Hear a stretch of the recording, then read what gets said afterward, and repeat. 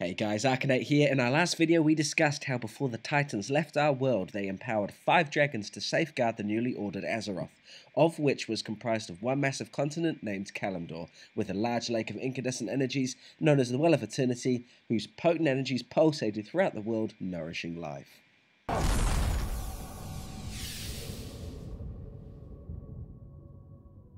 As the Well of Eternity fed the world, it attracted a tribe of nocturnal humanoids who were mesmerized by the lake's power.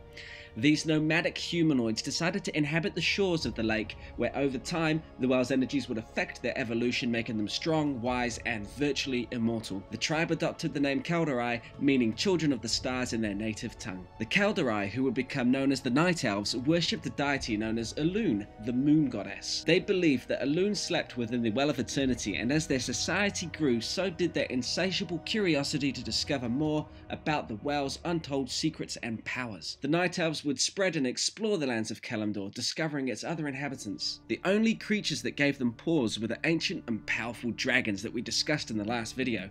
However recluse these dragons were, the Night Elves did discover that they held themselves as the protectors of the world. Sensing the great powers instilled within these dragons, they decided that they and their secrets were best left alone. As time went on, the Night Elves' curiosity led them to meet a number of powerful entities also inhabiting Azeroth, one of which was Cenarius, Lord of the Forest and patron One of which was Cenarius, Lord of the Forest and patron god of all druids. Cenarius grew very fond of the inquisitive Night Elves, and he spent a great deal of his time teaching them all about the natural world that they lived in. As ages passed, the Night Elf civilization expanded exponentially and their architecture grew, spreading throughout the lands. Azshara, the Night Elves' queen, built an immense palace on the Well of Eternity's shore that housed her favourite servitors.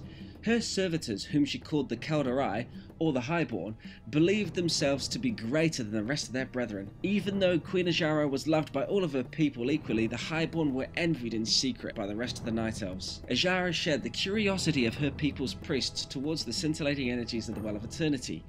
She ordered the Highborn to plumb out its secrets and try and figure out the well's true purpose in the world. The Highborn endlessly studied the well, and in time they developed the ability to manipulate and control the well's cosmic energies. As they realized that their abilities to harness the well's magic was exponentially powerful, they recklessly continued to pursue their spellcraft, ignoring Cenarius' warnings that only calamity could ensue from toying with the clearly volatile arts of magic. As the Highborn and Azshara's newfound power grew, a distinct change came over them. The haughty, aloof upper class became increasingly callous and cruel towards their fellow Night Elves, and a dark, brooding pall veiled Azshara's once entrancing beauty. She withdrew herself from her loving subjects, interacting only with her trusted Highborn priests. A young scholar adept in the primitive arts of druidism, Malfurion Stormrage, began to suspect that a terrible power was corrupting the Highborn and his beloved queen. In a previous video, we learned of how Sargeras, who was once part of the Titans' pantheon, let his mind slip to madness and went around the universe collecting up the demons he once imprisoned to become part of his burning legion to undo the works of order by the Titans through the universe, disrupting peace and bringing chaos, with the intent to consume all energies he could find to become stronger.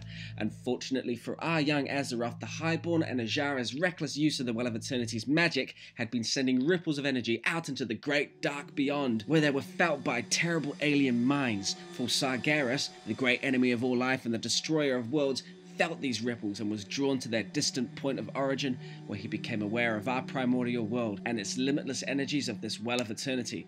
Sargeras was consumed by an insatiable hunger, where he would resolve to destroy this fledgling world and claim its energies for his own.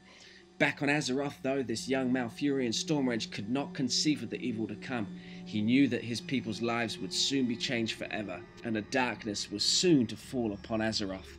And that's the story so far, guys. If you want to know what happens next, make sure to subscribe so you see when the next video comes out. I really hope you enjoyed this video, guys. If you did, please give it a thumbs up. It really does help. Leave a comment below if you want to add to this story, if you have any questions about this part of the Time of Lore. My name is Arcanate, and as always, I'll see you next time.